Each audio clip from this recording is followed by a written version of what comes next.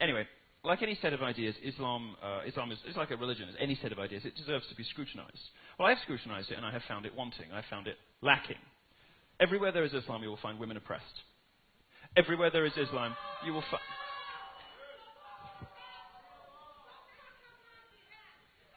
You're wearing a hijab in the United States of America. What is wrong with you?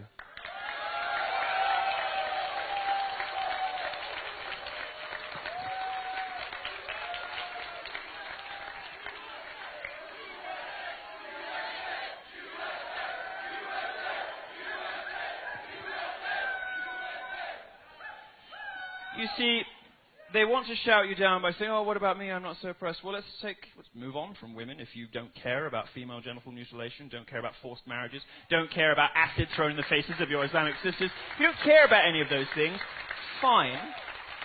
Let's talk about gays instead. In 12 Islamic countries, I could be killed for my sexuality. Is that okay? 100 million people live in countries where it is illegal to be homosexual. All of those countries are Islamic. This is not an ISIS thing. You know, you will see gays being thrown off the roof in ISIS-controlled territories. But this has nothing to do with terrorism. This is mainstream Muslim culture. Your religion does it everywhere your religion exists. It is a threat, an existential threat to gay people.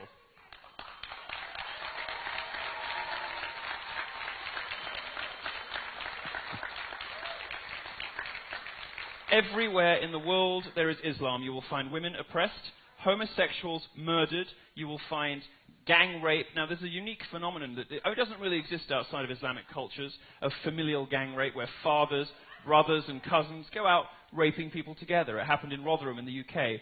And the liberal establishment in the UK didn't investigate this because, according to a government report, not a far right-wing blog, according to a government report, 1,400 young girls were raped in racially or religiously, as you choose to define it, motivated crimes, because both the police and the authorities were too scared of being called racist to intervene.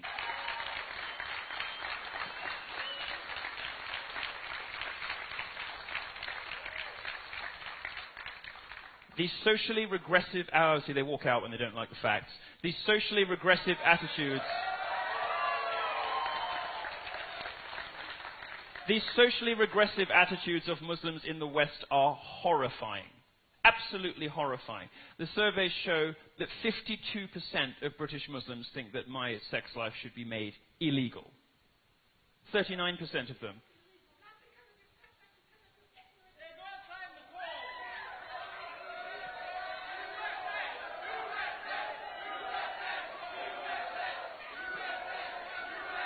Why are you leaving? Why are you leaving? Don't you want to talk about numbers? Are you embarrassed? Are you embarrassed? Are you embarrassed of the hateful culture that surrounds your religion, that oppresses women and murders homosexuals and commits unspeakable acts of terrorism? Are you ashamed of it? Would you like to talk to us about why there's no global Muslim peace movement?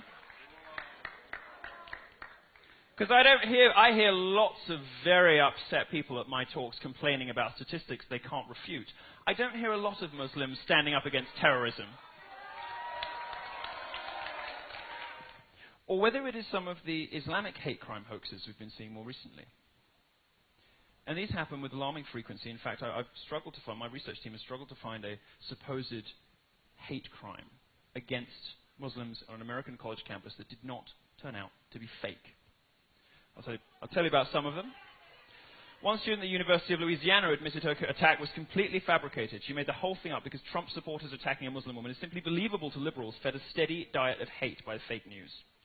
This is a rare instance of the lying media actually admitting that one of its cherished hate crimes was a hoax. Normally they just move on quickly and never mention it again.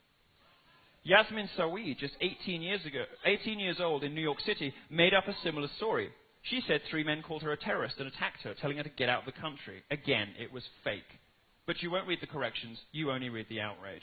And here's a brand new one that can't be blamed on Trump supporters because it took place in Austria. A 14-year-old girl claimed she was attacked and that evil white men tried to rip off her hijab on a train. The police revealed it to be a complete fabrication as well. And a little closer to home. Oh, we're still having trouble at the back.